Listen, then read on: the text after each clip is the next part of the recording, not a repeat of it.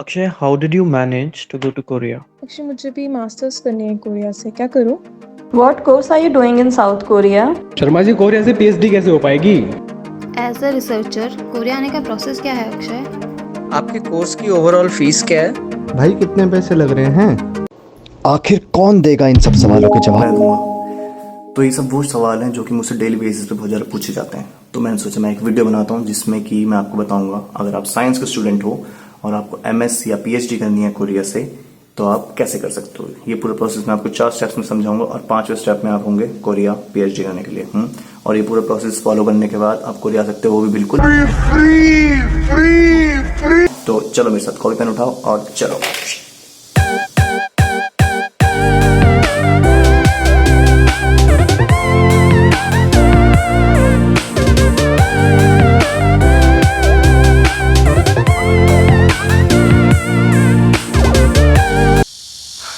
तो करें स्टार्ट।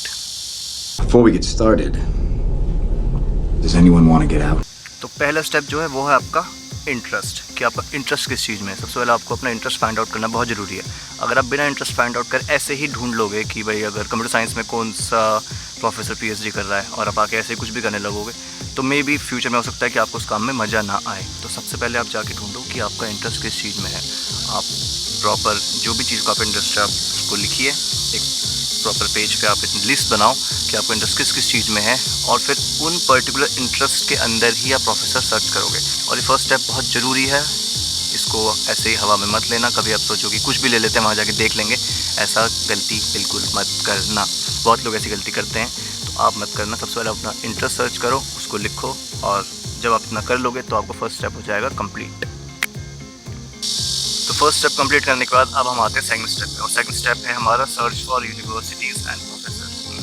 तो अब आपको कोरिया की यूनिवर्सिटीज़ को जाके, उनकी वेबसाइट्स को जाके देखना पड़ेगा और उन यूनिवर्सिटीज़ की आपको एक लिस्ट तैयार करनी पड़ेगी। एक जगह आप लिखेंगे यूनिवर्सिटीज़, देन उस यूनिवर्सिटी में जो भी आपका डिपार्टमेंट है, सपोज कंप्यूटर साइंस का डिपार्टमेंट है तो उस कंप्यूटर साइंस के प्रोफेसर और उनकी ईमेल आईडी, ऐसे आपको एक्सेल में एक प्रॉपर शीट बनानी पड़ेगी जिसमें आप पूरा लिखो यूनिवर्सिटी का नाम, अपने प्रोफेसर का नाम और प्रोफेसर के ईमेल एड्रेस।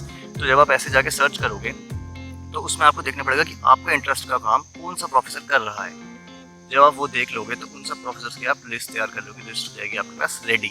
और कई यूनिवर्सिटीज़ ऐसी होती हैं जैसे कि अगर उनके लैब में, किसी प्रोफेसर की लैब में अगर कोई जगह या स्पेस खाली है तो वो अपनी वेबसाइट के ऊपर लिख देते हैं कि कंप्यूटर साइंस में there is a space vacant for master student और फॉर पीएचडी स्टूडेंट, ऐसे करके वो लिख देते हैं। तो वो भी आपके लिए बेनिफिशियल हो सकता है। बट ये जो सेकंड स्टेप है ये बहुत इंपॉर्टेंट है, बहुत ज़रूरी है, क्योंकि इसी पे सब कुछ डिपेंड करता है। ठीक है, तो ये 2 स्टेप, सेकंड स्टेप कंप्लीट हुआ। और एक चीज़ और, आप एक चीज़ और कर सकते हो। अगर आपको बहुत ज़्यादा भीड़ का एरिया पसंद है कोरिया में तो आप सोल जाना। सोल में बहुत ज़्यादा भीड़ है, लोग आपको दिखेंगे आसपास बहुत ज़्यादा, तो वो आपके लिए अच्छा होगा। नेक्स्ट ये कि अगर आपको खाली पसंद है कि लोग आसपास ज़्यादा ना हो, शांति से रहे, तो आप देगू की यूनिवर्सिटी सर्च करना। और अगर आपको बहुत सुंदर जगह जाना है जहाँ बहुत अच्छे बीच हैं तो बुसान बहुत अच्छा है। बीच हर जगह हैं वैसे तो, सोल मतलब और जगह मिल जाएंगे, बट बुसान बहुत सुंदर है मेरे अकॉर्डिंग, मेरे एक्सपीरियंस के बेसिस पे मैं बता रहा हूँ आपको। तो आप ऐसे भी सर्च कर सकते हो। पढ़ाई ज़रूरी है माना, बट थोड़ा सा घूमना फिरना भी ज़रूरी है ना, देखना इधर उधर, नहीं तो आप बोर हो जाओगे पढ़ते पढ़ते। तो ये हो गए आपके 2 स्टेप कंप्लीट। तो अब हम आते हैं थर्ड स्टेप पे। थर्ड स्टेप है जिसमें कि आपको 3 चीज़ें तैयार करनी है अपनी, वो आपकी अपनी ही हैं। पहली चीज़ है सीवी, दूसरी चीज़ है ट्रांसक्रिप्ट और तीसरी चीज़ है एक प्रपोजल अच्छा सा। पहले की बात करते हैं सीवी की बात। तो उस सीवी में आप अपना डिटेल्ड सीवी तैयार करिए जिसमें कि आपके सारे एकेडमिक्स जो भी आपके मार्क्स वार्क्स हैं या जो भी आपका इंटरेस्ट है, जो भी चीज़ ऐसा हम लोग नॉर्मली सीवी तैयार करते हैं, अगर आपने कोई जॉब करी तो उसको भी उसमें इंक्लूड करिए। हर चीज़ एक best CV, best possible CV जो आप बना सकते हैं आप उसको तैयार करिए। सेकंड चीज़ मैंने क्या बोली थी, ट्रांसक्रिप्ट क्या होती है, जो हमारी मार्कशीट्स होती हैं, जैसे कि हमें मे भी आपको पता ही होगा बट फिर भी किसी को नहीं पता मैं बता देता हूँ। तो जो हमें कॉलेज से मार्कशीट्स मिलती हैं ना, वो तो एक अलग अलग होती हैं, सेमेस्टर की अलग अलग मिलती हैं। तो जैसे अगर मैं इंजीनियर हूँ, बीटेक करी है, तो उसमें 8 मार्कशीट मिली हुई है मेरे को अलग अलग।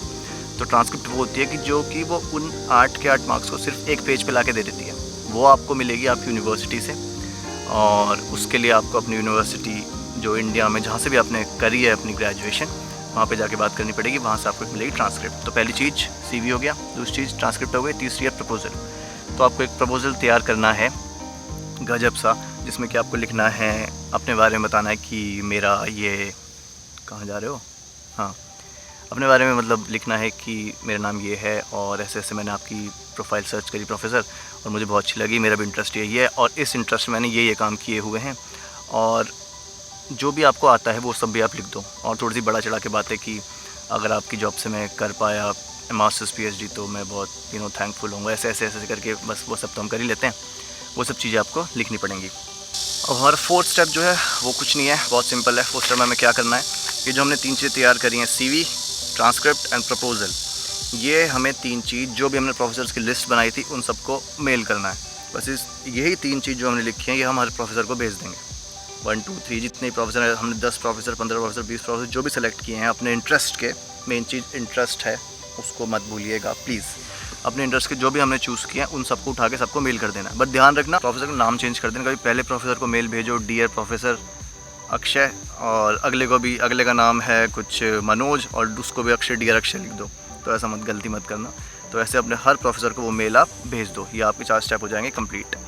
और ये कोई प्रोसेस कोई बहुत बड़ा या बहुत ख़तरनाक नहीं है। सबसे बड़ी बात यह है कि आप यहाँ पे आओगे तो आपको फ्री पढ़ना है। फ्री कैसे पढ़ना है वो मैं भी बताऊँगा आपको, बट कोई इतना बड़ा कोई हेक्टिक प्रोसेस नहीं है, सब कुछ आसान है अगर आप करना चाहो तो। और क्यों नहीं करना चाहोगे यार, जब आप यहाँ पे आ रहे हो, आपको पढ़ने को भी मिल रहा है और पैसे भी नहीं देने हैं, तो इससे अच्छा और हो क्या सकता है।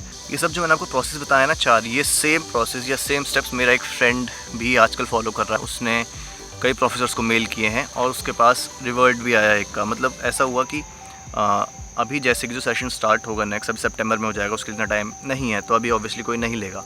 तो नेक्स्ट जो सेशन स्टार्ट होगा वो होगा मार्च में। बट कुछ प्रोफेसर्स ऐसे करते हैं कि तब तक आपको इंटर्न रख लेते हैं। तो अभी आप अगर इंडिया में बैठे हो, खाली बैठे हो, और आप किसी प्रोफेसर को मेल भेजोगे, ये सब चीज़ें भेजोगे, और उसने आपको कहा कि तुम एज अ इंटर्न मेरे यहाँ काम कर लो, रिमोट इंटर्न, कि आप इंडिया से ही काम करो, बट आपको एक एक सर्टिफिकेट मिलेगा at the end of the internship कि आपने किसी पर्टिकुलर प्रोफेसर के अंडर से इंटर्नशिप करी है। तो उससे अच्छा क्या होगा, तो बढ़िया तो बात है। तो अभी ट्राई करिए, अभी ही टाइम है, अभी अच्छा टाइम है। एक्चुअली कोई भी ख़राब टाइम तो होता ही नहीं है, बस जब आप कर दो वही बेस्ट टाइम होता है। तो आज अगर आपको आना है तो आप आज अभी इस वीडियो के देखने के बाद ही काम स्टार्ट कर दो, बढ़िया ही होगा। तो अब मैं आपको बता दूं, जो मैं तेरे से कह रहा हूँ ना कि फ्री आओगे, फ्री पढ़ना होगा, तो इस फ्री का मतलब क्या है? फ्री का मतलब एक्चुअली ये है कि जब आप यहाँ पे पढ़ने आओगे तो आपका प्रोफेसर जो है ना वो आपको मंथली कुछ सैलरी देंगे। और वो आपको सैलरी क्यों देंगे? वो सैलरी इसलिए देंगे क्योंकि हर लैब के पास कुछ प्रोजेक्ट्स होते हैं, जो कि प्रोजेक्ट्स या तो कोरियन गवर्नमेंट ने दिए हुए होते हैं या किसी कंपनी ने इनको दिए होते हैं। तो उस प्रोजेक्ट के ऊपर आप काम करते हो, मतलब प्रोफेसर के प्रोजेक्ट होते हैं, बट आप एज अ रिसर्च असिस्टेंट काम करते हो, तो उसके लिए प्रोफेसर आपको सैलरी देता है। और उसी के साथ साथ आपकी मास्टर्स PhD आप जो भी कर रहे हो आपका वो सब हो जाता है। तो इस तरीके से आपको प्रोफेसर सैलरी देते हैं। कुछ प्रोफेसर ऐसे होते हैं जो कि आपको सैलरी भी देंगे और आपकी फ़ीस भी पे करेंगे, और कुछ ऐसे होते हैं जो कि सिर्फ आपको आपकी सैलरी देंगे, उसी में से आपको पैसे बचाने होंगे और अपनी फ़ीस सबमिट करनी होगी। तो ये सब जो भी सैलरी वाली बातें हैं, डिस्कशंस हैं, ये यहाँ आने से पहले अपने प्रोफेसर से पक्का कर लेना। या किसी की सिचुएशन में ऐसे भी होता है कि प्रोफेसर सैलरी नहीं देते, तो वो सब चीज़ अपने घर से क्लियर करके आना। अपने प्रोफेसर से बात कर लेना जब आपको प्रोफेसर मिल जाएगा। तो ये जो मैंने अभी आपको 4 स्टेप बताए, इन 4 स्टेप को फॉलो करिए और डेफिनेटली आपको प्रोफेसर रिप्लाई करेंगे। 10-20 को भेजोगे, 20 में से कम 2 तो करेंगे, कोई तो करेगा। करते हैं रिप्लाई, ऐसा नहीं है कि नहीं करते। बट अगर मैं पर्सनली बताऊँ, मुझे ये सब प्रोसेस फॉलो नहीं करना पड़ा क्योंकि ऑलरेडी मेरे यहाँ पे नोन थे जिन्होंने ये सब कुछ मेरे लिए करा। थैंक्स टू देम, उन्होंने सब मेरे को गाइड किया कि कैसे क्या करना है, तो उन्होंने करा। तो बहुत बहुत धन्यवाद उनका। उनकी वजह से आज मैं यहाँ पे हूँ, यहाँ मैं बैठा हूँ और आपको बता पा रहा हूँ, ठीक है। और ये जो मैंने 4 स्टेप्स बताए हैं आपको, ये 4 स्टेप्स अगर आपको इसमें कोई भी प्रॉब्लम हो, कोई भी दिक्कत हो, कुछ समझ ना आए, तो यहाँ भाई की इंस्टाग्राम आ रही है, इस इंस्टाग्राम पे भाई से पूछो, मैं आपको बताऊँगा। जितना मुझे पता होगा मैं आपको बताऊँगा, जो नहीं पता होगा कोशिश करूँगा इधर उधर से पूछ के बता दूँ कुछ, ठीक है। और अगर आपने से कोई वीडियो देख रहा है जो कि ऑलरेडी कोरिया में है और उसको कोई और भी तरीका पता है या मैंने कोई चीज़ मिस कर दी हो, तो प्लीज़ कमेंट में बता दीजिएगा, जिससे कि जो और लोग आना चाहते हैं उनको बेनिफिट मिले उनके लिए, ओके। तो अगर आप यहाँ तक आए गए हो, आपने पूरी वीडियो देख ली है, तो प्लीज़ आप वीडियो को लाइक कर दीजिए, चैनल सब्सक्राइब कर दीजिए, कमेंट भी कर दीजिए। तो इस वीडियो में इतना ही, और नेक्स्ट वीडियो में मिलते हैं जल्द ही, तब तक के